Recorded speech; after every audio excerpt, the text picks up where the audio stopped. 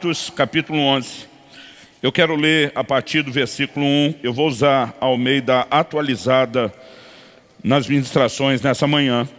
Atos capítulo 1, eu vou ler do versículo 1 até o 18, o texto é um pouco longo, mas é importante que a gente leia tudo.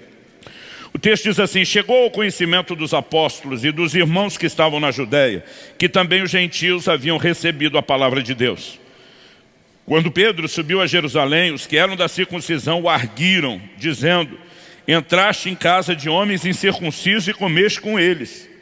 Então Pedro passou a fazer-lhes uma exposição por ordem, dizendo: eu estava na cidade de Jope orando, e num êxtase tive uma visão em que observei descer um objeto como se fosse um grande lençol, baixado do céu pelas quatro pontas e vindo até perto de mim. E, fitando para dentro dele os olhos de quadrúpedes da terra, feras, répteis e aves do céu. Ouvi também uma voz que me dizia: levanta-te, Pedro, mata e come. Ao que eu respondi: de modo nenhum, Senhor, porque jamais entrou em minha boca qualquer coisa comum ou imunda. Segunda vez falou a voz do céu: ao que Deus purificou, não consideres comum. Isso sucedeu por 3 vezes, e de novo tudo se recolheu para o céu. E eis que na mesma hora pararam junto da casa em que estávamos 3 homens enviados de Cesareia para se encontrarem comigo. Então o Espírito me disse que eu fosse com eles, sem hesitar. Foram comigo também esses 6 irmãos, e entramos na casa daquele homem. E ele nos contou como vira o anjo em pé em sua casa, e que lhe dissera: envia a Jope, manda chamar Simão por sobrenome Pedro, o qual te dirá palavras mediante as quais será salvo tu e toda a tua casa. Quando, porém, comecei a falar, caiu o Espírito Santo sobre eles, como também sobre nós no princípio. Então me lembrei da palavra do Senhor, quando disse: João, na verdade, batizou com água, mas vós sereis batizados com o Espírito Santo. Pois se Deus lhes concedeu o mesmo dom que a nós nos outorgou quando cremos no Senhor Jesus, quem era eu para que pudesse resistir a Deus? E ouvindo eles estas coisas, apaziguaram-se e glorificaram a Deus, dizendo: logo também aos gentios foi por Deus concedido o arrependimento para a vida. Bom, o verso 2 fala que esse grupo da circuncisão, quando Pedro chegou, a Bíblia diz que eles o arguiram. Uma das possibilidades de tradução dessa palavra arguiram é estar em divergência, disputar, julgar, né? Outras traduções apenas mencionam que eles falaram com Pedro, mas na verdade o tom não foi um tom qualquer de voz. Pedro acabou de viver um momento único e singular na história da igreja, quando a porta do evangelho se abre para os gentios. Você conhece todo o relato que acontece na casa de Cornélio, em Atos, no capítulo 10. E eu fico tentando imaginar a alegria de Pedro, esperando a hora de compartilhar tudo aquilo que Deus tinha feito. Mas a verdade é que antes mesmo dele chegar a Jerusalém, a notícia do que aconteceu em Cesareia chegou primeiro.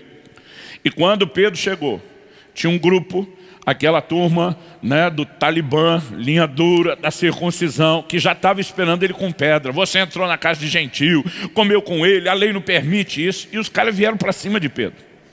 Agora, a reação de Pedro e a maneira como ele administra isso nos ensina algo. E como diz a Escritura, tudo quanto foi escrito para nosso ensino foi escrito. Não creio que Deus quis que a gente soubesse como eles administravam conflitos sem que isso, né, pudesse servir de orientação prática para mim e para você. E Pedro nos mostra algumas verdades importantes com a atitude dele nesse texto. A primeira delas que eu aprendo é que é melhor explicar seu ponto de vista do que atacar de volta. Não importa se alguém te recebeu com pedras, em vez de você simplesmente retribuir a pedrada, você pode explicar o ponto de vista. A segunda é que ser claro e objetivo ajuda. A Bíblia diz que Pedro fez uma exposição por ordem. E ele constrói toda a lógica. Você viu que o texto que nós lemos envolve 18 versículos. A maior parte deles é a explicação de Pedro. É como se Pedro dissesse: espera aí, gente, eu estive na casa de gentio, mas não é do jeito que vocês estão pensando. E ele faz questão de trazer toda a construção de tudo que Deus trabalhou, como Deus agiu, o que é que Deus fez. E essa exposição também nos mostra que comunicação envolve um pouco de esforço para se fazer ser entendido. E ele também me ensina com a sua atitude. Para mim, Pedro está dizendo para cada um de nós: quando houver conflitos, mantenha-se positivo. Isso não precisa necessariamente ser um problema. Quem está entendendo, diga amém. O tema da minha mensagem hoje é um ditado popular brasileiro: conversando a gente se entende. Eu sei que na prática a maioria de nós conversando se desentende ainda mais. Eu me lembro de um dia que Kelly e eu discutimos tanto por causa de uma questão, e quando nós tentamos lembrar como é que tinha começado, a gente nem sabia. A gente começou a discutir por causa da discussão, e quanto mais discutia, a gente discutia mais pela discussão do que pelo assunto que deu origem. Em algum momento, quando a gente sequer conseguia lembrar como tinha começado, a gente acabou rindo, consertando o negócio, né? E descobrindo um pouquinho mais, constatando um pouquinho mais, que nós precisamos não apenas escolher andar no Espírito em vez de na carne, mas entender os princípios bíblicos que vão ajudar a nossa relação familiar. Então, não limitando isso ao casal, eu gosto sempre de dizer que o que o povo apelidou de DR, discutir a relação, né? Não só a relação, como também circunstâncias, nos ajuda a relacionar melhor. Seja o relacionamento de pais e filhos, seja entre cônjuges. E para isso, eu acredito que algumas verdades bíblicas precisam ser entendidas. Eu quero falar a respeito de 3 coisas. A primeira delas é a importância de explicar um ponto de vista, a perspectiva, né? Cada um precisa se fazer entendido nisso. A segunda é que nós não podemos ignorar, quando falamos de comunicação, de que não existe apenas o lado racional. O aspecto emocional tem que ser levado em conta. E a terceira e última coisa que eu quero compartilhar, que temos entendido e tem nos ajudado lá em casa, diz respeito ao cuidado com a forma de falar. Então vamos começar pela questão de se explicar os pontos de vista. Em Números 32, se você quiser me acompanhar, a Bíblia fala que o povo das tribos de Ruben, de Gade e da meia tribo de Manassés fizeram uma proposta a Moisés. Eles simplesmente olham aquelas terras que foram conquistadas antes do Jordão, né, antes de Canaã, e eles sugerem que seria um lugar excelente para que eles se dedicavam muito ao cuidado do gado se estabelecessem. Né? Eles dizem no versículo 4 de Números 32, a terra que o Senhor feriu diante da congregação de Israel é terra de gado, e os teus servos têm gado, como se os outros não tivessem. Né? Disseram mais, se achamos mercê aos teus olhos, desce essa terra em possessão aos seus servos. Quando eles fazem essa proposta, Moisés vai para cima.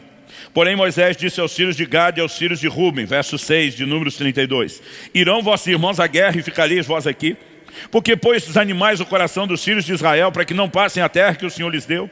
Assim fizeram vossos pais quando os enviei de Cades Barneia a ver essa terra. Chegando eles até o vale de Escol e vendo a terra, desencorajaram o coração dos filhos de Israel para que não viessem à terra que o Senhor lhes tinha dado. E ele só vai dando sermão. Então a ira do Senhor se acendeu naquele mesmo dia e jurou dizendo que não iam entrar na terra prometida. O verso 12 diz, exceto Caleb, filho de Jefoné, e Josué. No 13 ele diz, pelo que se acendeu a ira do Senhor contra Israel, fê-los andar errantes pelo deserto 40 anos, até que se consumiu toda a geração que procedera mal perante o Senhor. E aí ele arremata, eis que vós, raça de homens pecadores, vos levantaste em lugar dos vossos pais, para aumentardes ainda o furor da ira do Senhor contra Israel. Se não quiserdes segui-lo, também ele deixará todo o povo novamente no deserto, e sereis a sua ruína. Gente, Moisés liga a metralhadora e vai para cima dos caras. No versículo 16 a Bíblia diz assim, então se chegaram a ele disseram, edificaremos currais aqui para o nosso gado, cidades para as nossas crianças. Porém nós nos armaremos, apressando-nos diante dos filhos de Israel, até que os levemos ao seu lugar. Ficarão nossas crianças nas cidades fortes por causa dos moradores da terra. Não voltaremos para nossa casa, até que os filhos de Israel estejam de posse, cada um da sua herança. Porque não herdaremos com eles do outro lado do Jordão, nem mais adiante, porque já temos a nossa herança desse lado do Jordão ao oriente.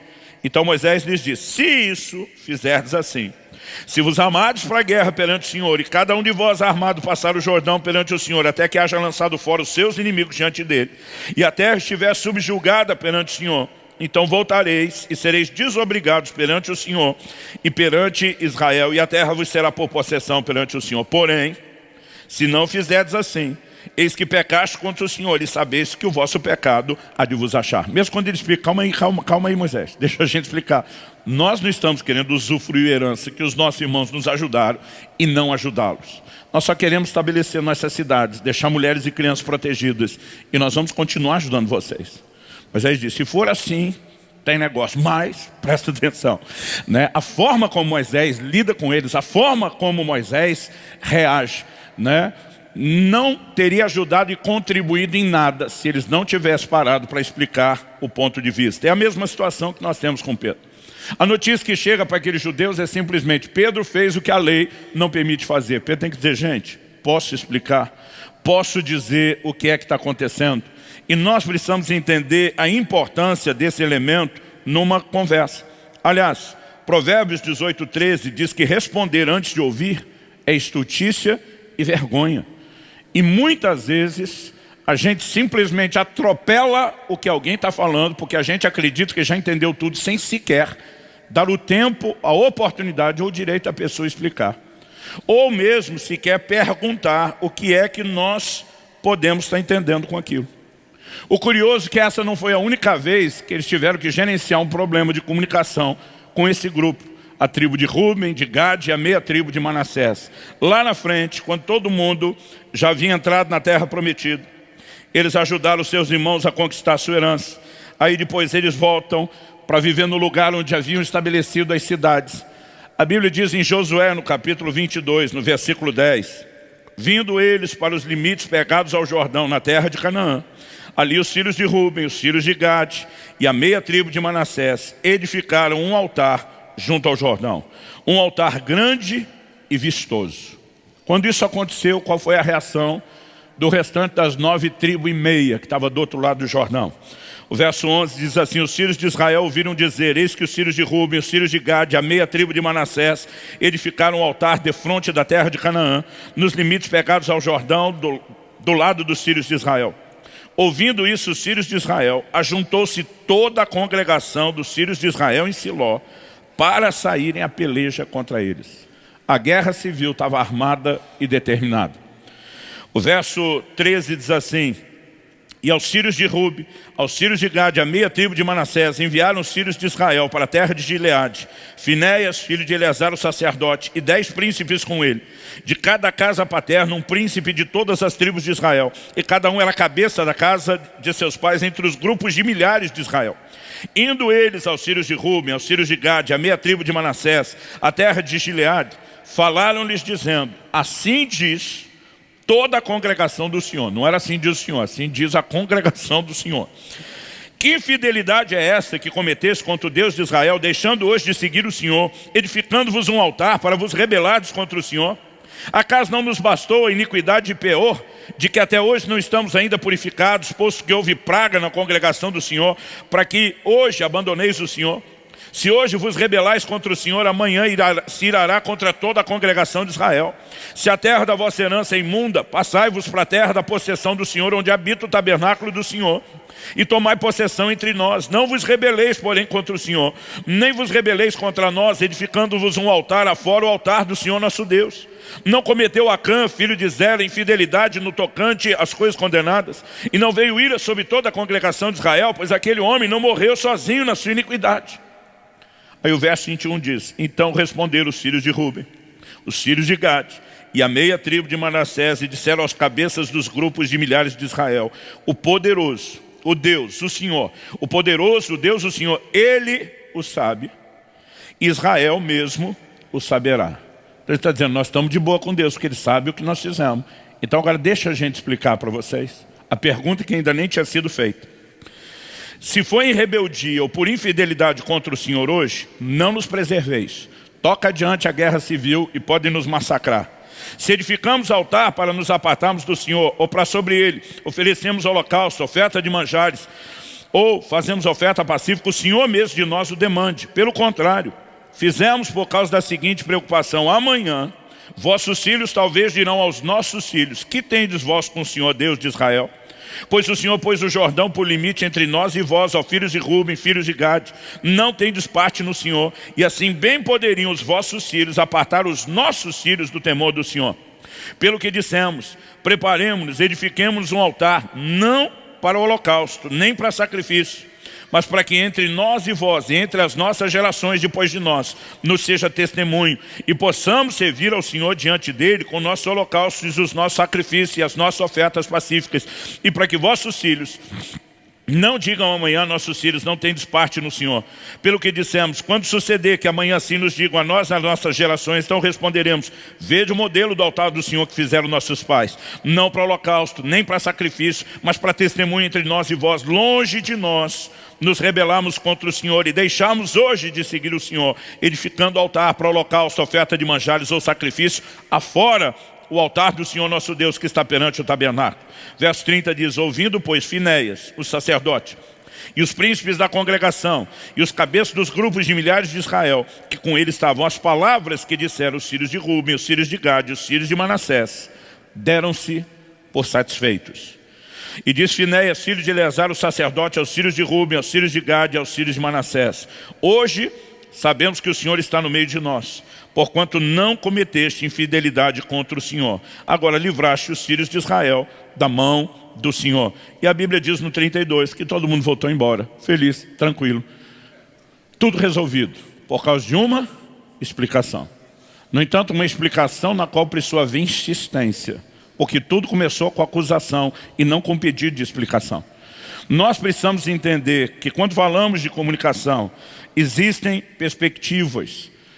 Tiago, capítulo 1, versículo 19, diz que nós devemos ser tardios para falar, tardios para se irar, que é a resposta emocional que normalmente temos nas discussões, mas que nós deveríamos ser prontos para ouvir.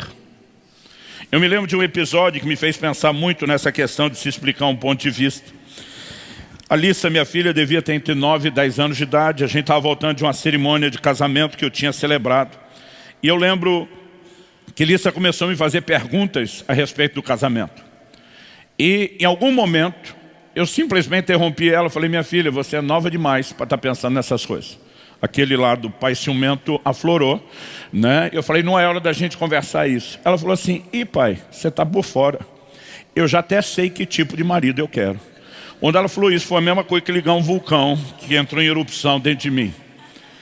Né? Eu acho que o aspecto do meu rosto ficou transtornado, que nem o de Nabucodonosor, a Bíblia diz lá, quando os 3 dizem não vão adorar a estátua.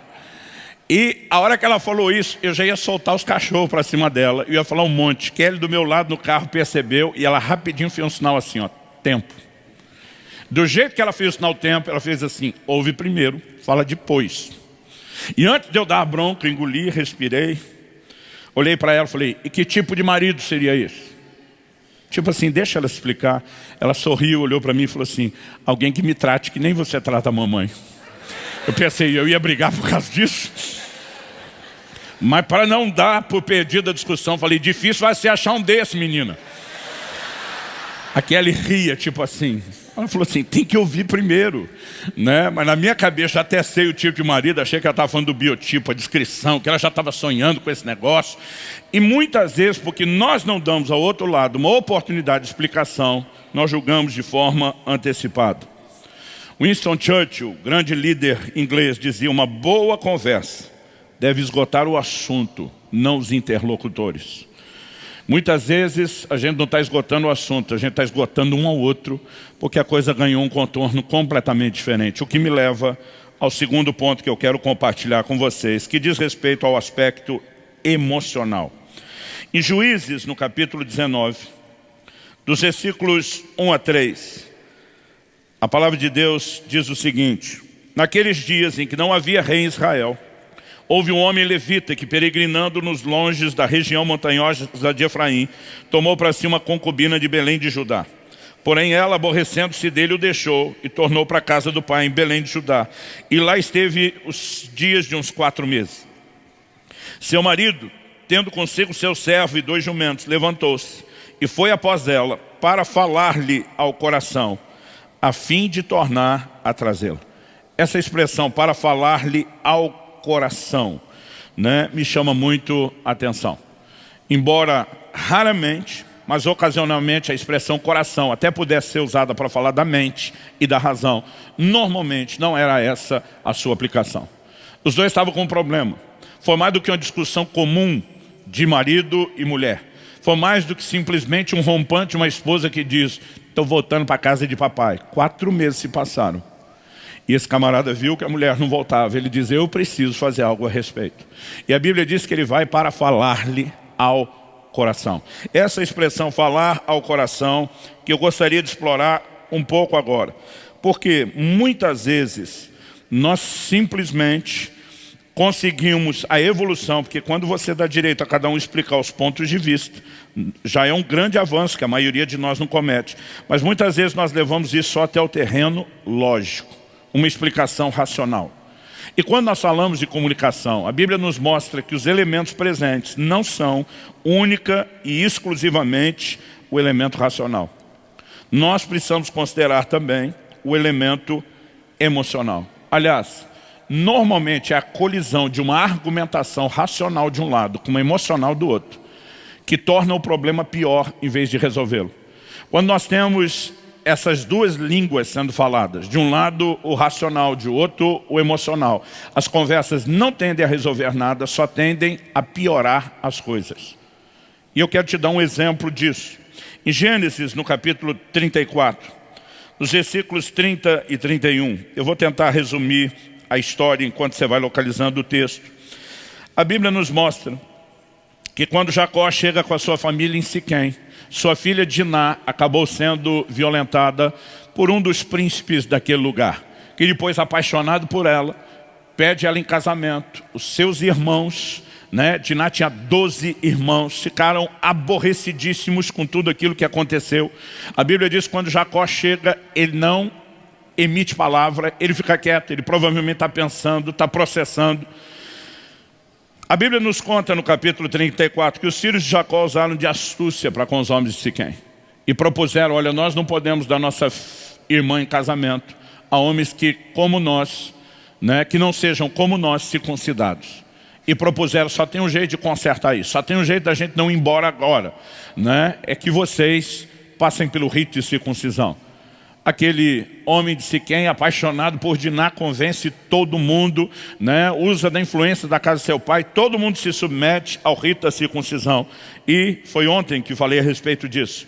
No terceiro dia, a Bíblia diz, quando estavam no auge da dor, incapaz de se defender por conta da cirurgia que cada macho, cada homem tinha passado, a Bíblia diz que os filhos de Jacó pegam espadas e simplesmente saem executando todos os homens de Siquém. Quando Jacó toma conhecimento do que fizeram, é que nós temos essa conversa dos versos 30 e 31. Então disse Jacó a Simeão e Levi: vós me afligiste e me fizeste odioso entre os moradores dessa terra, entre os cananeus e os ferezeus, sendo nós pouca gente. Reunir-se-ão contra mim e eu serei destruído, eu e minha casa. Ele está dizendo: vocês foram insensatos, vocês foram estúpidos.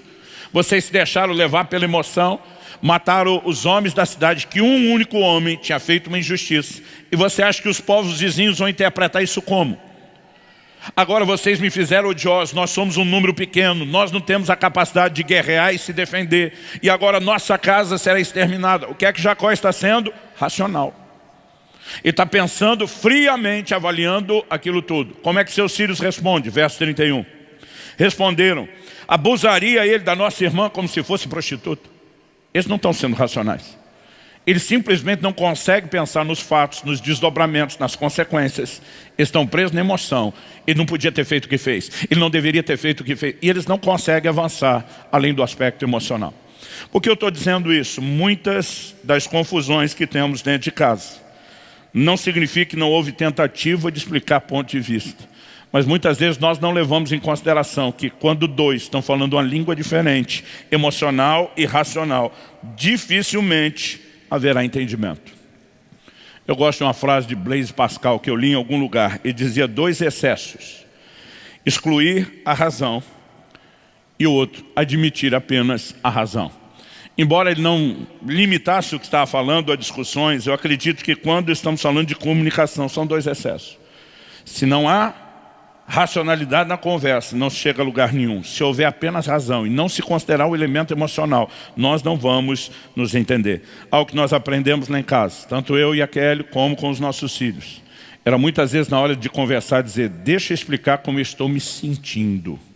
E esse como eu estou me sentindo não significa que você quis agir assim, mas deixa eu explicar qual foi a minha leitura. E normalmente isso nos ajudava a não sentir naquilo uma acusação. Aliás, normalmente a gente começava dizendo assim: provavelmente é só a minha imaturidade. Provavelmente seja só a minha dificuldade de gerir. Então deixa eu dar uma oportunidade para que você explique.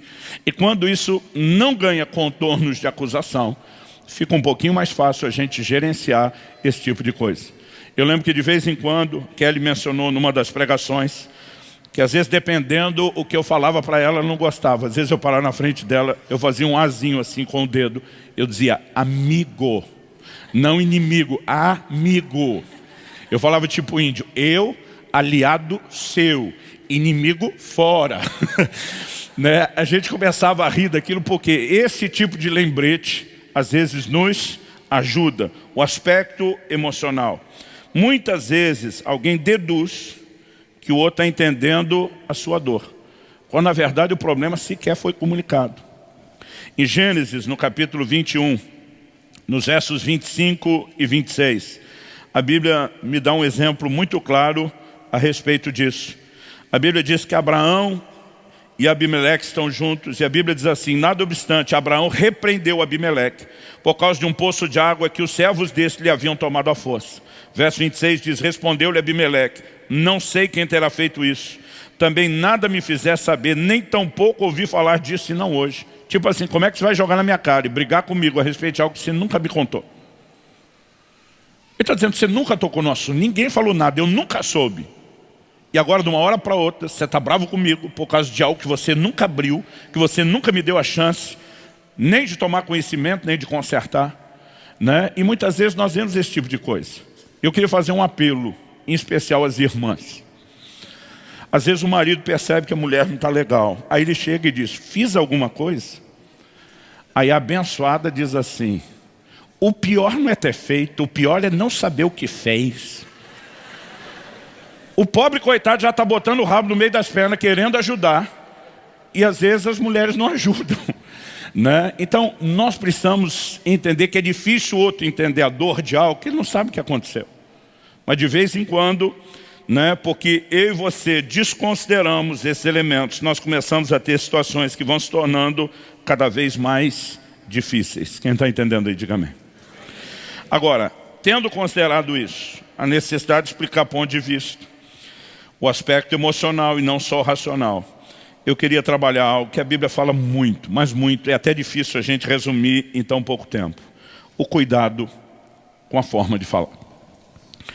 Talvez uma das reclamações mais comuns das esposas para os seus maridos é a seguinte: não é o que você fala, é como você fala. Até porque quando falamos que a linguagem não é meramente racional, mas ela acaba ganhando contornos emocionais, nós precisamos perceber que a forma como falamos pode dar uma interpretação completamente diferente para aquilo que estamos fazendo. Eu brincava muito com a Kelly e com os meus filhos com esse tipo de coisa, tentando explicar para eles: gente, nunca comece pelo emocional, tente refletir pelo racional. Lembro de um dia que ele estava dirigindo, falei: onde você pensa que você vai? Ela falou: a gente não ia para a igreja? Falei: não, nós vamos.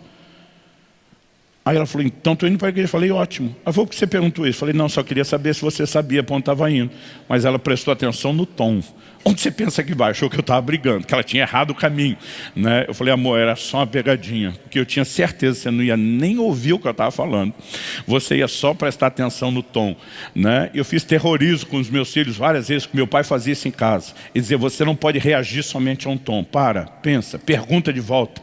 Né? E graças a Deus, normalmente Kelly fazia isso. Agora, quando a gente fala sobre essa questão da forma de falar, a Bíblia é muito clara em dizer em Provérbios 15 que a resposta branda desvia o furor, mas a palavra dura suscita a ira. Ou seja, o modo como nós falamos vai programar um nível de resposta emocional do outro lado, não só o racional. Se não cuidamos com a forma de falar, a comunicação se torna cada vez mais emocional e cada vez mais difícil de fluir e de se resolver. Provérbios capítulo 11, verso 9, nos mostra que destruir com palavras é atitude de ímpio. Não deveria ser atitude dos crentes. Provérbios 12, 18, nos mostra que as palavras ou ferem ou curam. Então a gente precisa saber como usá-las. Provérbios 18, 21 diz que a vida e a morte estão no poder da língua. Isso diz respeito ao que você fala no sentido de palavras são sementes? Sim, mas é o que você comunica também. Você pode comunicar vida ou morte a qualquer pessoa do relacionamento. E a gente tem entendido, e muito, e nesse sentido minha mulher tem sido assim, um grande instrumento de Deus para me ajudar a forma de falar. Talvez um dos conselhos que ela mais me deu, né, era dizer, olha, não só comigo, mas cuide com a forma como você fala. Ela brinca que eu tenho um pulmão forte, né? A inclinação de falar mais alto, mais exasperado. E muitas vezes nós não percebemos que a maneira como alguém lida ou responde pode dar um destino completamente diferente a uma conversa. Deixe-me dar 2 exemplos bíblicos para você, que aconteceram, né, basicamente com o mesmo grupo de pessoas. De um lado, líderes em Israel, de outro, o mesmo povo. Em Juízes, no capítulo 8, dos versículos 1 a 3, depois da vitória que Gideão teve, a Bíblia diz que os homens de Efraim disseram a Gideão, que é isso que nos fizeste? Que não nos chamaste quando foste pelejar contra os midianitas e contenderam fortemente com ele. Isso não era verdade. Gideão chamou e não foi atendido. O verso 2 diz, porém, ele lhes disse, que mais fiz eu agora do que vós? Não são, porventura, os rabiscos de Efraim melhores do que a vindima de Abiezer? Deus entregou nas vossas mãos os príncipes dos midianitas, Oreb e Zeeb. Que pude eu fazer comparável com o que fizeste? Porque eles saíram para ajudar só no finzinho da batalha, quando ela estava ganha. E de fato, quando saíram no finzinho, foram eles que mataram os reis. A Bíblia diz assim, então, com falar-lhes essa palavra, abrandou-se-lhes a ira para com ele. E ele simplesmente contorna e resolve a situação, porque soube como responder. Agora, se você avançar para Juízes, capítulo 12, nós vamos pegar aquele momento onde Jefité foi um instrumento de Deus para livrar a nação de Israel. E a Bíblia diz assim, Juízes 12, a partir do 1, vou ler até o 6. Então foram convocados os homens de Efraim, e passaram para Zafon e disseram a Jefité, por que foste combater contra os filhos de Amon, e não nos chamaste para ir contigo? De novo a mesma conversa. Sendo que os caras tinham sido chamados. Eles respondem, queimaremos a tua casa estando tu dentro dela. Jefité lhes disse, eu e meu povo tivemos uma grande contenda com os filhos de Amon. Chamei-vos e não me livraste das suas mãos. Já diferente de Gideão, ele ataca de volta. Vendo eu que não me livráveis, arrisquei a minha vida e passei contra os filhos de Amon, e o Senhor os entregou nas minhas mãos. Por que, pois, subistes hoje contra mim para me combateres? A Bíblia diz, ajuntou Jefité todos os homens de Gileade, pelejou contra Efraim. E os homens de Gileade feriram Efraim, porque estes disseram, fugitivos sois de Efraim, vós gileaditas, que morais no meio de Efraim e Manassés.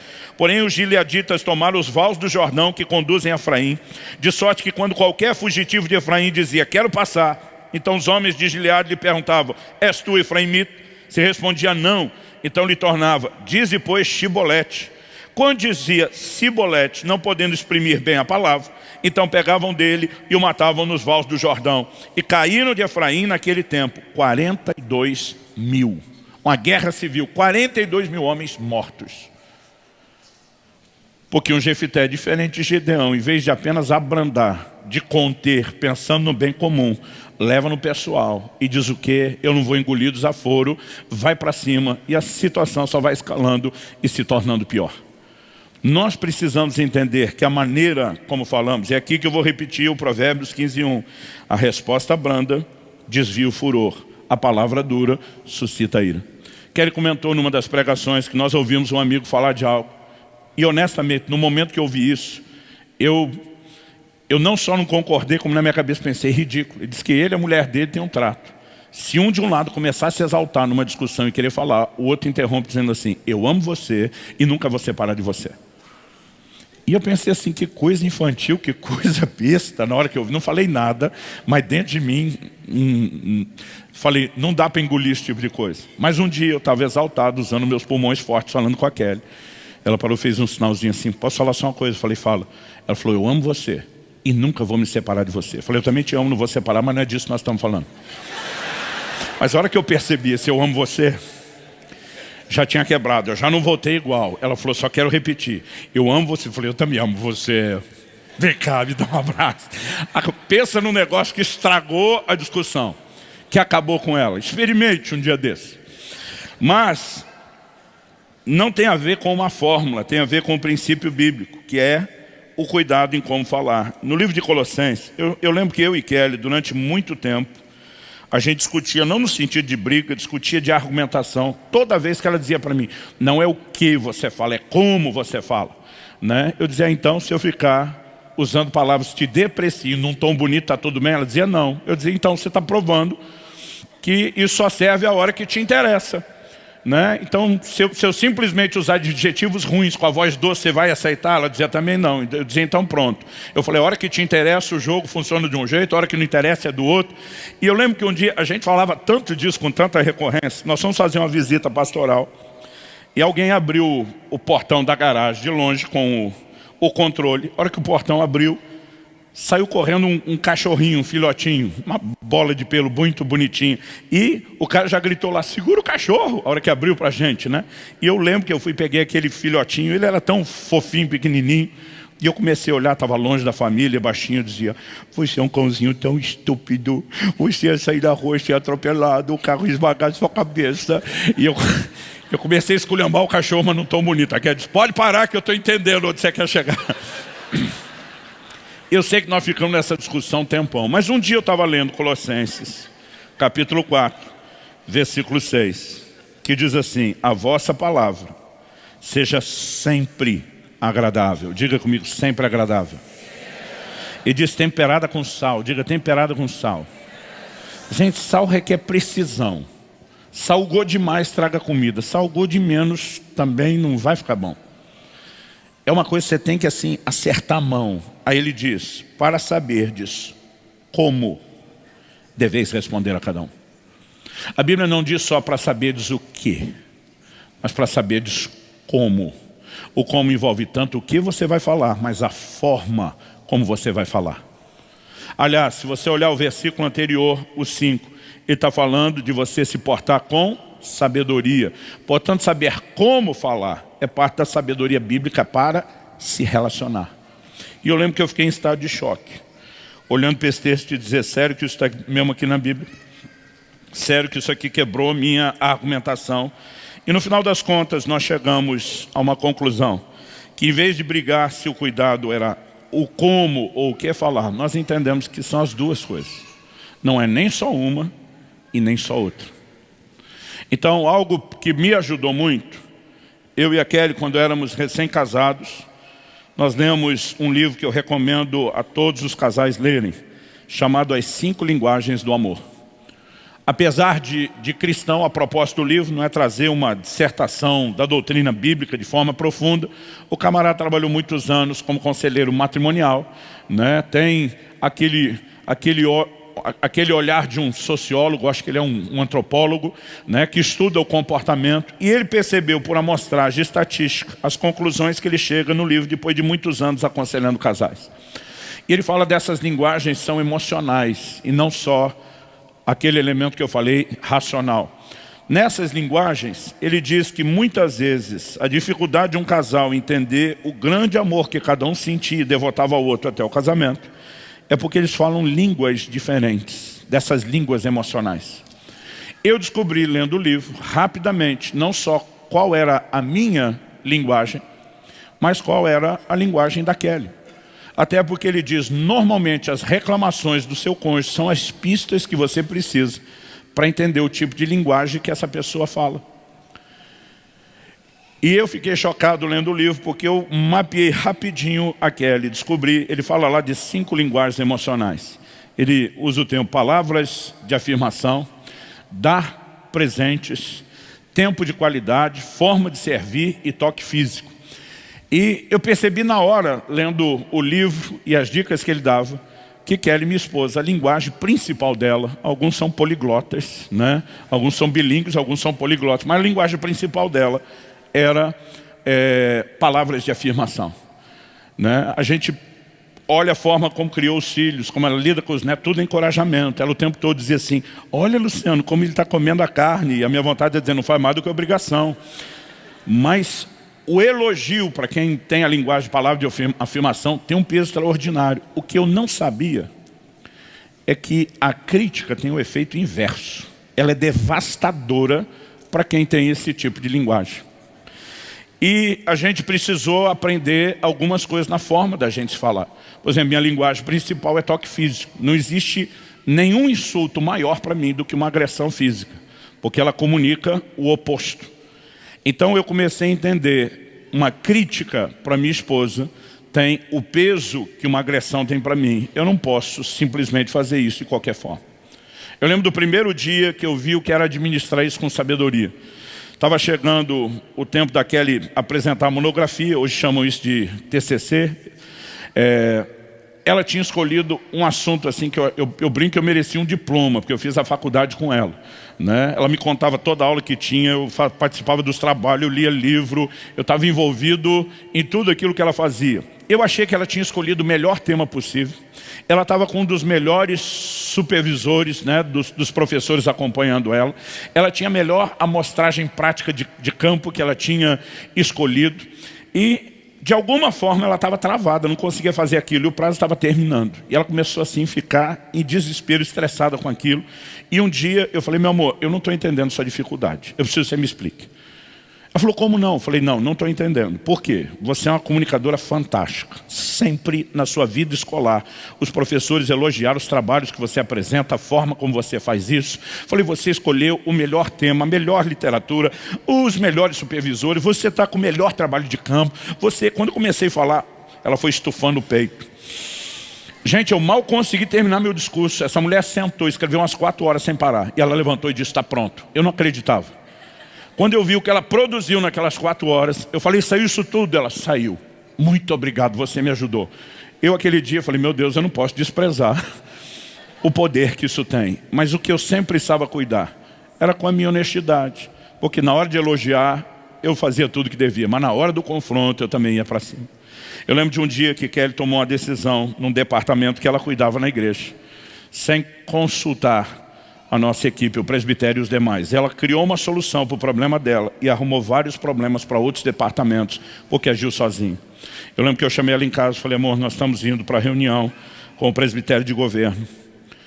E eu vou ter que chamar a sua atenção, porque lá você não é minha esposa.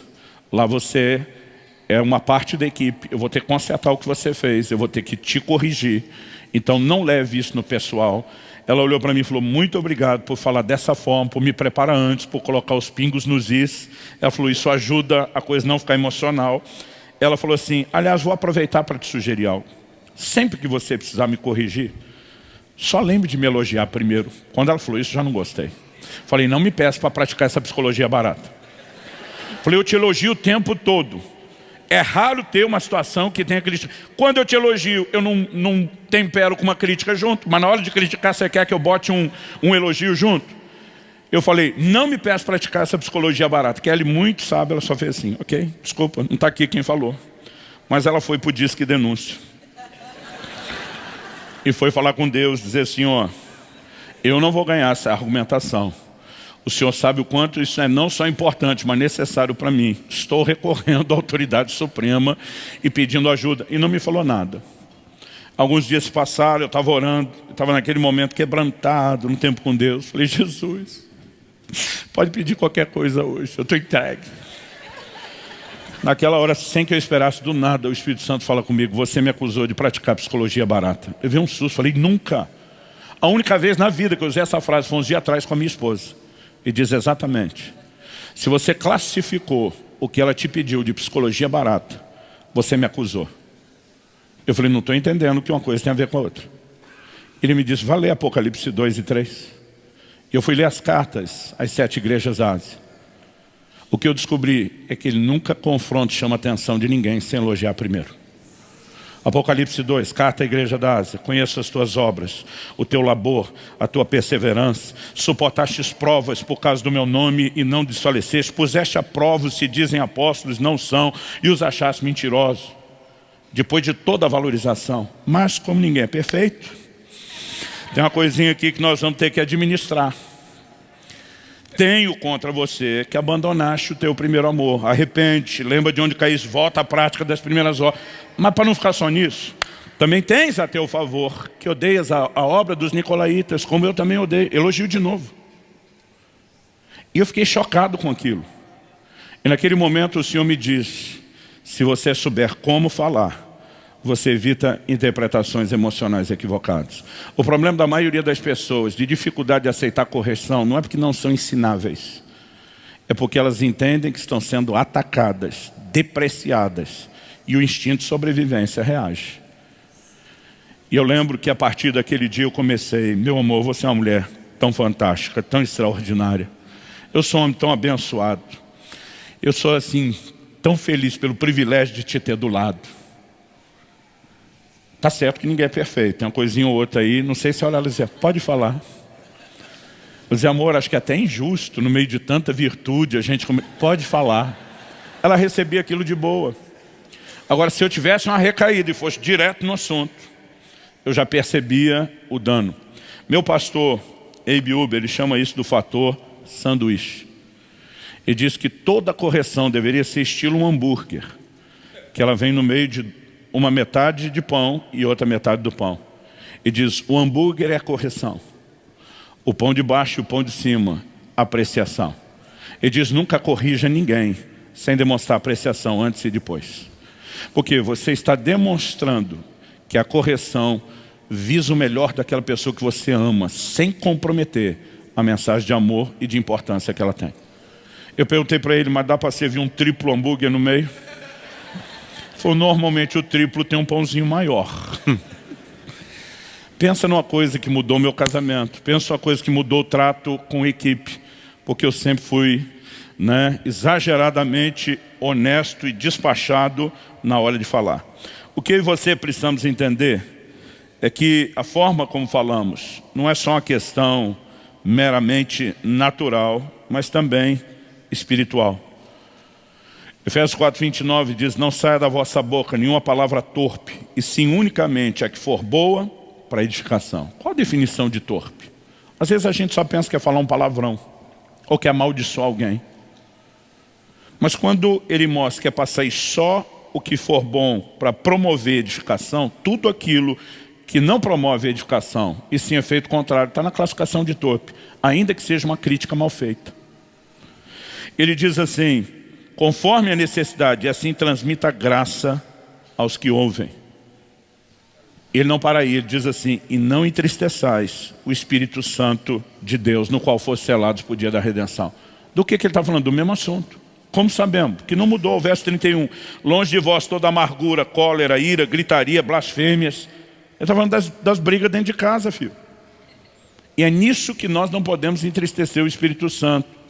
E muitas vezes, o conversando, a gente se desentende, em vez de se entende, porque nós não fazemos direito e não nos abrimos à ação e à liderança do Espírito Santo. A gente, lá em casa, sobre comunicação, a gente anda dizendo como Paulo, não que eu haja alcançado. Não chegamos em nenhum lugar de perfeição. Mas Paulo diz, esquecendo das coisas para trás ficam e avançando. Porque não é esquecer e permanecer no mesmo lugar, e avançando, progredindo para as que estão diante de mim. Ele dizia, eu prossigo para o alvo. E apesar de não ter chegado onde deveria, nós, graças ao bom Deus, estamos muito distantes de onde estávamos. Essas coisas estão cada vez mais longe, e a gente tem percebido o quanto isso nos ajudou. Aqui ele mencionou como os filhos são diferentes. Eu demorei para perceber. Porque é que o Israel tinha tanta dificuldade quando eu dava uma bronca nele, e a Alissa não. Porque ele, a semelhança da mãe, falava palavras de afirmação. E eu simplesmente comecei a pensar, isso funciona no casamento, mas não respeitei isso em relação aos filhos. Até que um dia a ficha caísse. E aí eu descobri, existe uma forma de chamar a atenção dele. Agora, para o meu temperamento, sua crítica não me afeta, seu elogio não me faz sentir melhor, sua crítica não me faz sentir pior. Na verdade, sou aquele tipo de gente que a vida inteira nunca teve nem aí porque os outros falam. Então, às vezes, era difícil entender essa sensibilidade em outros. E minha leitura, às vezes, era pensar, fulano é que é fraco. Não tenho culpa de se fulano é fraco. Mas alguém disse, você não se ofenderia com a agressão? Eu falei, sim. Então eu poderia só te classificar de fraco e dizer que a agressão não é errada? Eu falei, bom argumento. Nós precisamos aprender a andar em amor. E entender que Deus estabeleceu um padrão e uma forma de nos comunicarmos. E eu acredito que comunicação, ou ela vai ser a chave para um problema maior, ou a solução para qualquer tipo de problema. Mas ela tem que acontecer do jeito e do padrão de Deus. Já tivemos momentos que a gente teve que parar uma conversa e dizer: Deus, nos ajuda. A gente não está conseguindo sintonizar. Nos ajuda a se expressar, nos ajuda a entender o outro. E quando a gente estava orando e trazia Deus para dentro, dava bem mais temor. A gente dava bastante atenção. Mas às vezes a gente percebia que mesmo orando, a emoção ainda não tinha baixado. A gente dizia: vamos conversar isso amanhã. Quando de repente a coisa estiver mais tranquila, vamos fazer isso depois do tempo devocional, né? Vamos fazer na hora certa. A verdade é que nós podemos viver de uma forma diferente.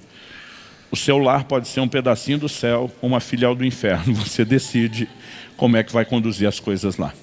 Você recebe essa palavra em nome de Jesus? Vamos ficar em pé, vamos orar.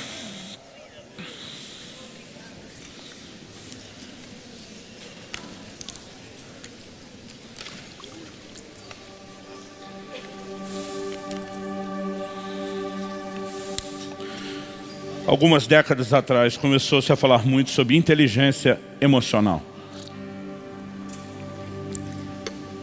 As pessoas descobriram que algumas pessoas que às vezes têm um QI elevado para determinadas realizações, têm um QI baixíssimo para questões emocionais. E nós precisamos de inteligência e de sabedoria em todas as áreas.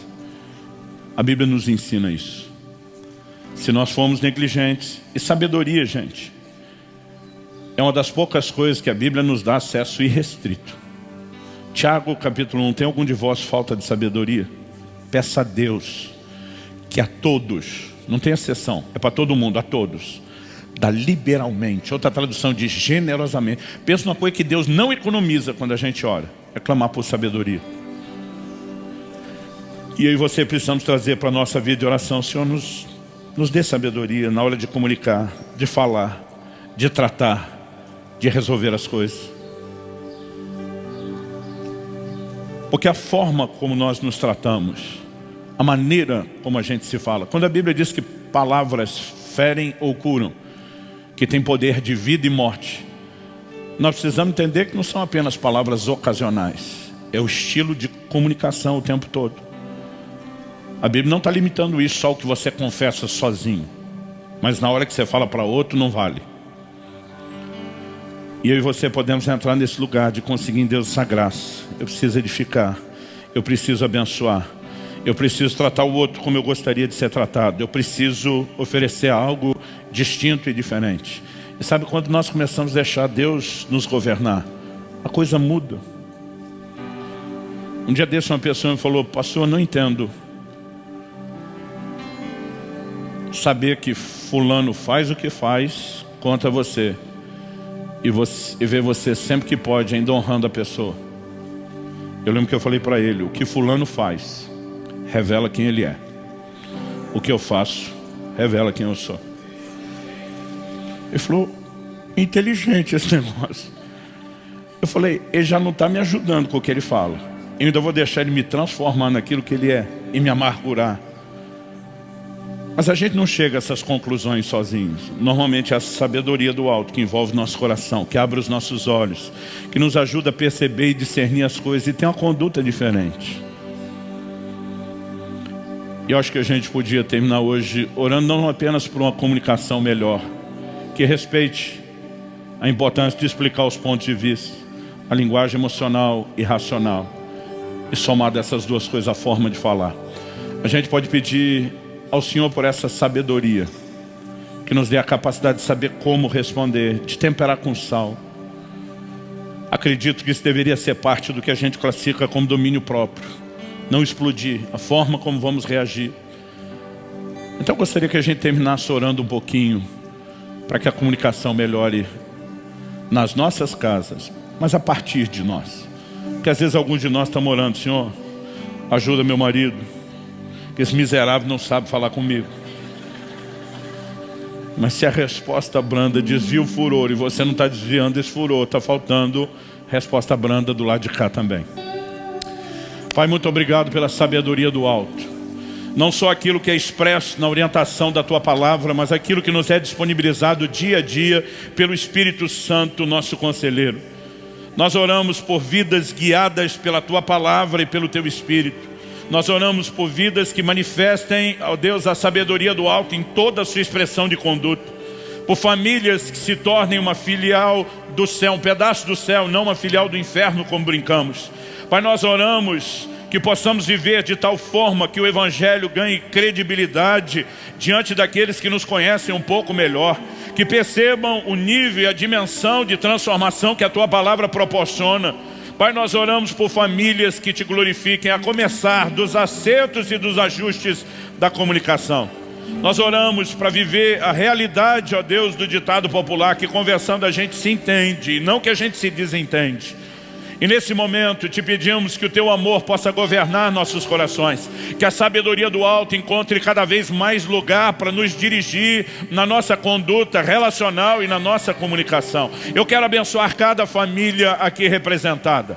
Te agradecemos, ó Deus, por esses dias, pelo tempo que cada um tem separado, não apenas para ouvir a Tua Palavra, mas para considerar atentamente aquilo que o Senhor está falando e comunicando. E nós oramos que ela, debaixo da ação do Teu Espírito, o Espírito da verdade, venha não só com entendimento espiritual, mas ganhe aqueles contornos, ó Deus, de aplicação personalizada que só o Senhor pode fazer. Que ela cumpra o propósito pelo qual tem sido liberada. Que a Tua Palavra cumpra o propósito na vida de cada um. Nós oramos em nome de Jesus e para a glória de Deus. Em nome de Jesus. Se você crê, concorde, diga amém. Glória a Deus. Clique e veja mais vídeos como esse.